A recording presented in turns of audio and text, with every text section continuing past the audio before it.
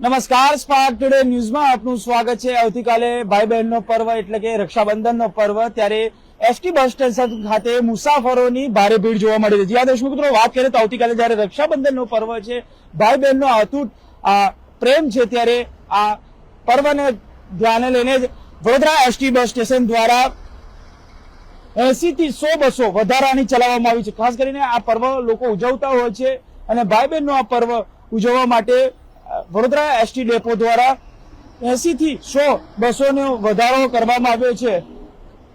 ખાસ કરીને વાત કરીએ તો વડોદરાથી પંચમહાલ એટલે કે દાહોદ, ગોધરા, જાલોદ સાથે અમદાવાદ સહિતની આ બસોમાં વધારો કરવામાં આવ્યો છે। તમામ લોકો વડોદરામાં વસતા હોય છે અને મોટા ભાગના લોકો પોતાના માદરે વતન જઈ અને આ તહેવારનો પર્વ ઉજવી શકે તેના માટે જ આ પર્વ ની ઉજવણી કરવામાં આવી છે।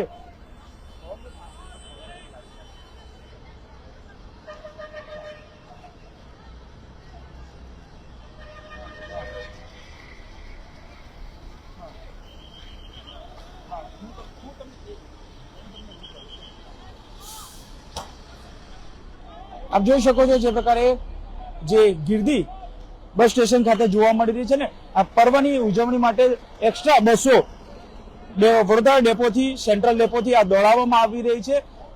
પોતાના માદરે વતન પહોંચી શકે તેના માટે જ આ બસો દોડાવવામાં આવી છે। રક્ષાબંધનનો પર્વ ઉજવવા માટે ભાઈ બહેનનો આ તહેવાર છે ને, તહેવાર ઉજવવા માટે તમામ લોકો ચાહે એસટી સ્ટેન્ડ હોય, ચાહે રેલવે સ્ટેશન, તમામ જગ્યાઓ પર ભારે ભીડ જોવામાં આવે। ખાસ કરીને હાલોલ, પાવાગઢ સાથે ગોધરા, દાહોદ અને અમદાવાદ તરફની જે બસોમાં વધારો કરવામાં આવે છે, 80 થી વધુ આ બસો દોડાવવાનો વિભાગીય કચેરી દ્વારા નિર્ણય લેવામાં આવ્યો છે। આપ જોઈ શકો છો જે પ્રકારે આ ભીડ જોવા મળી રહી છે વડોદરાના આ એસટી ડેપો ખાતે, અને તમામ લોકો પોતાના માદરે વતન પહોંચવા માટે ભારે દોડ પણ લગાવી રહ્યા છે। લોકો સાથે પણ વાત કરવાનો પહેલા પ્રયત્ન કરીશું। કાકા, શું કહેશો? ક્યાંથી આવો છો, ક્યાં જઈ રહ્યા છો? ડભોઈ તો 1 કલાકથી ઉભા થઈ રહ્યા છે, બસ જ નથી કોઈ। કેટલા કલાકથી ઉભા? 1 કલાકથી ઉભા અમે ડભોઈ જવાનું? હા, બિલકુલ આપ જોઈ શકો છો વિભાગીય કચેરી દ્વારા તો 100 બસોનું આયોજન કરવામાં આવ્યું છે, પરંતુ તેઓને પોતાના વતન જવાનું છે પરંતુ જઈ શકતા નથી। ત્યારે ચોક્કસથી જે પ્રકારે આ વડોદરાનું એસટી ડેપો છે અને એસટી ડેપો ખાતે આ માદરે વતન દોટ મૂકવા માટે આપ જોઈ શકો છો રક્ષાબંધનનો પર્વ છે। કાકા, કઈ જઈ રહ્યા છો? દાહોદ બાઇક નહીં, ગાય કોઈ વાહન નહીં, બસો નથી, કોઈ જગ્યા નહીં મળતી, બહુ ભીડ છે। એક્સ્ટ્રા ગાડી મૂકો। બિલકુલ લોકો એક્સ્ટ્રા બસોની માંગ કરી રહ્યા છે, પરંતુ જે પ્રકારે વાત કરીએ તો એક્સ્ટ્રા બસો તો દોડાવવામાં તો આવી રહી છે, પરંતુ ચોક્કસથી આ બસો 100 કરતા વધુ બસો દોડાવવામાં આવી રહી છે, પરંતુ તેમ છતાં પણ ભારે ભીડ વડોદરાના આ ડેપો ખાતે જોવા મળી રહી છે। રક્ષાબંધનનો પર્વ છે અને પર્વને ધ્યાને લઈને જ આજે વડોદરા એસટી ડેપો ખાતે આ પ્રકારે આ ભારે ભીડ જોવા મળી રહી છે અને ચોક્કસથી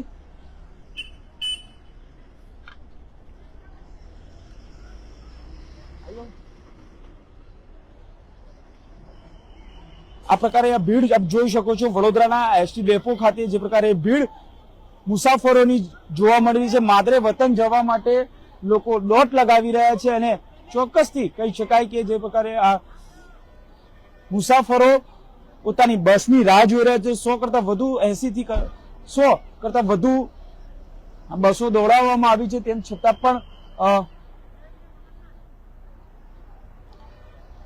મુસાફરોને પોતાની જગ્યા નથી મળી, એટલે કે બસોમાં હજુ પણ વધારો કરવામાં આવે તેવી પણ માંગ ઉઠી રહી છે। કારણ કે જોઈ શકો છો જે પ્રકારે મુસાફરોનો ધસારો વડોદરા એસટી ડેપો ખાતે જોવા મળી રહ્યો છે ને, ચોક્કસથી કહી શકાય કે આ મુસાફરો જોઈ શકો છો દૂરથી પણ બસ આવતી હોય છે, તે પણ ભારે તેમાં ભીડ જોવા મળી રહી છે। કારણ કે ઉપરથી જે બસો આવી રહી છે તે પણ તેમાં પણ ભારે ભીડ જોવા મળી રહી છે।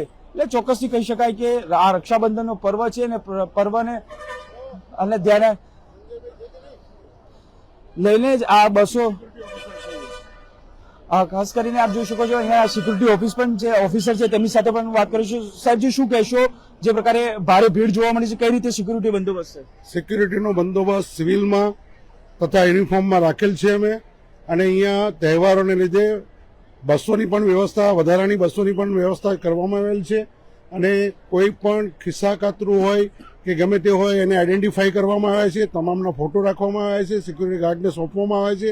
હું પોતે અહીંયા આગળ પેટ્રોલિંગમાં છું અને અમારા બાઉન્સર તથા વિજિલન્સ ઓફિસર અને અન્ય ગાર્ડ્સ પણ અહીંયા ગોઠવવામાં આવેલા છે. તથા અન્ય અમારા જે જાણકાર લોકો છે, અહીંયાના પહેલેના દુકાનદાર છે, અહીંયા હાઉસકીપિંગના કામ કરતાઓને પણ અમે આ ખિસ્સા કાતરોના, જૂના ખિસ્સા કાતરોના અને પાકીટમારના ફોટો આપવામાં આવેલ છે. અને એને એ રીતે અમે આઈડેન્ટિફાઈ કરવા પ્રયત્ન કરી રહ્યા છીએ. છેલ્લા 3 દિવસથી ક્રાઉડ ઘણું બધું છે, તે છતાં કોઈ પણ એક અનિચ્છનીય બનાવ બનેલ નથી.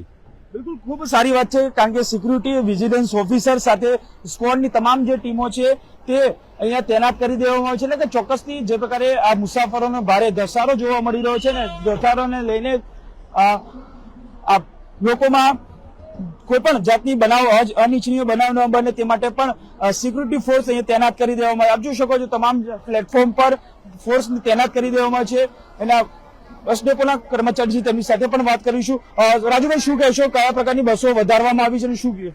રક્ષાબંધન નિમિત્તે પંચમહાલ સાઈડે દાહોદ, ઝાલોદ, લુણાવાડા, પાવાગઢ આ તમામ બસો એક્સ્ટ્રા સંચાલન 80 થી 100 બસોનું ટાર્ગેટ છે. અત્યાર સુધીમાં 33 બસો અમે અહીંયાથી ટ્રાફિકને આયોજન રૂપે મોકલીએ છીએ. શું માનો સાહેબ, જે પ્રકારે ભીડ જોવા મળે છે, વધુ બસો દોડાણ થશે તો દોડાવશે? હા. પંચમહાલ સાઈડે વધુમાં વધુ બસોનું ટ્રાફિકના મુસાફરો જણાય છે, તો અમે એ સાઈડનો ટાર્ગેટ રાખેલો છે.